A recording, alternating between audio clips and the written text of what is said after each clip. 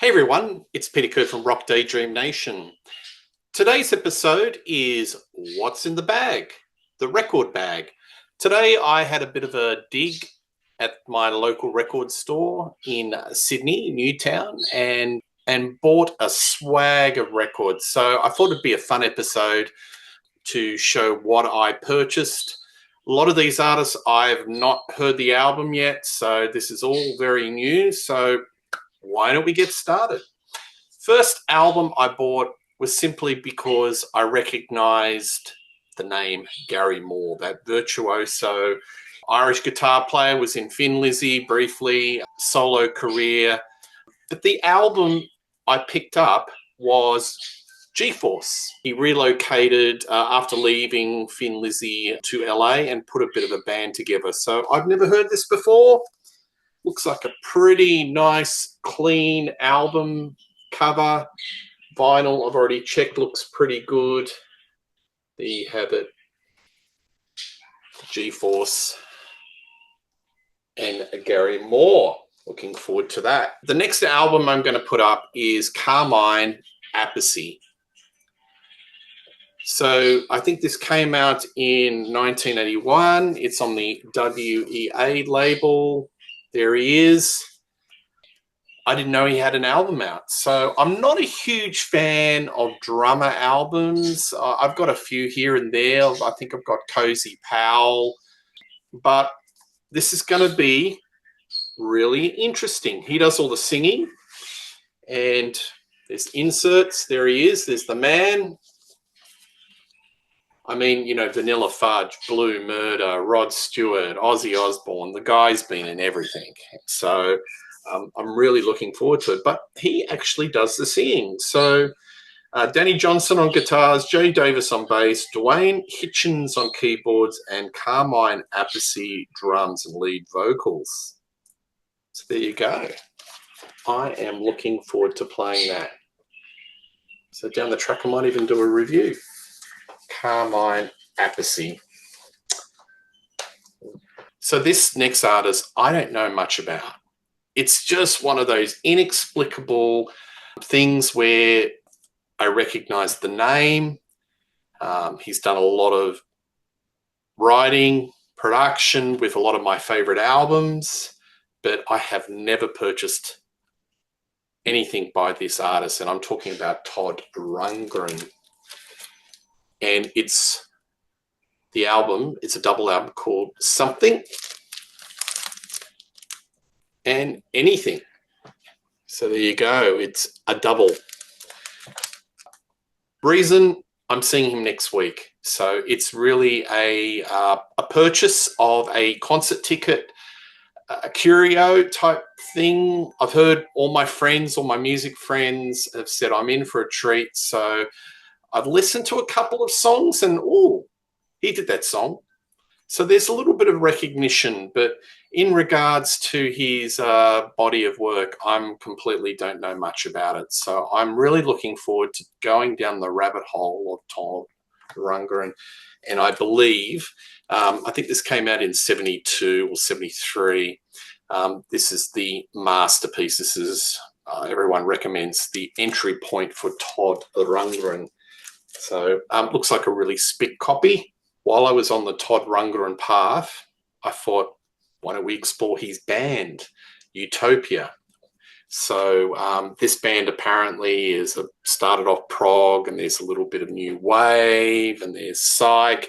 It's very hard to classify, much like that solo album that I just showed. It's a mixed bag, all these different genres. So I thought I'd balance it off and look at Deface the Music, Utopia. Again, don't know much about Utopia, so I'm really intrigued. It looks like a nice, clean, fresh copy in reasonable condition.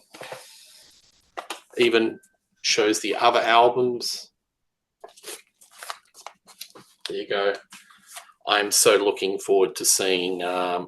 Rundgren in concert. So I might even do a concert review, see how we go. But that's in a week's time. One of my favorite indie punk bands of the 80s was a band called the Celibate Rifles, and the lead singer-songwriter Damien Lovelock passed away. He was a quadruple threat. He was an author, a songwriter, musician, TV personality, even a soccer commentator, believe it or not. Anyway, there was a concert after he passed away, sadly to cancer. They did a concert, not a benefit concert, but a concert where they had all his friends come together and do certain songs.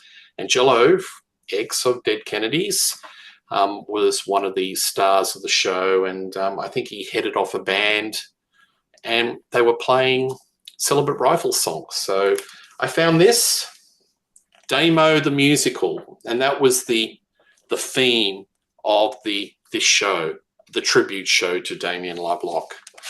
And there is a photo after the show, copious amounts of beer cans, but you can see it's all the songs, or most of the songs, that were made famous or in the indie world, or the Australian indie world, by the Celibate Rifles.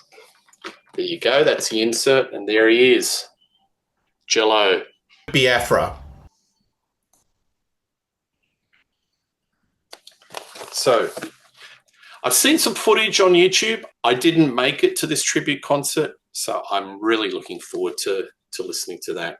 Damo the Musical, the Celibate Rifles, fronted by a Jello, and this will be a lot of fun.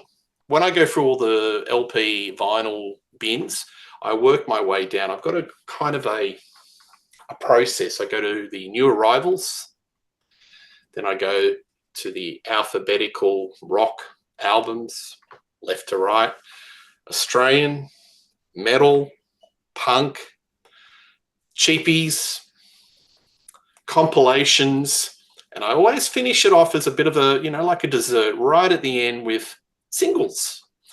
And, I purchase the odd single here and there, and a lot of people, singles, when you've got a vinyl player, you've got to go up and down, but that's the joy of it. It brings me back to when I was a young kid and just loved collecting singles.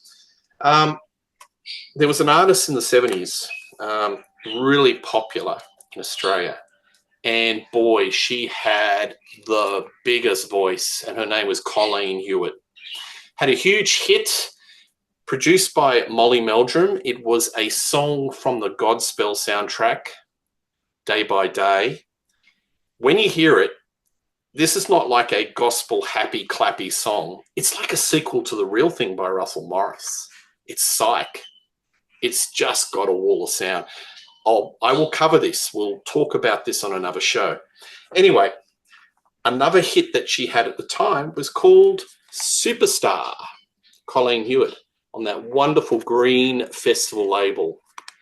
And when I get singles, I always try, even if it's tatty, I like to have the sleeve matching the label, because there's nothing worse when, you've got the single, which is EMI, and it's a WEA or a Warner's or a Sony or whatever. It's a mismatch. So it's a bonus that the sleeve matches it.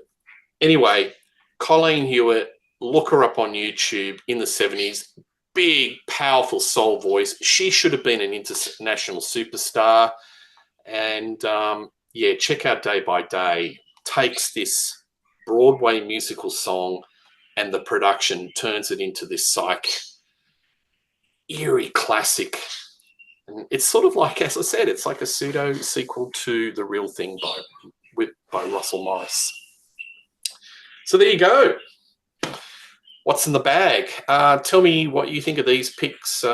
Give me some tips about these artists. Do you like them? No? Thumbs up, thumbs down.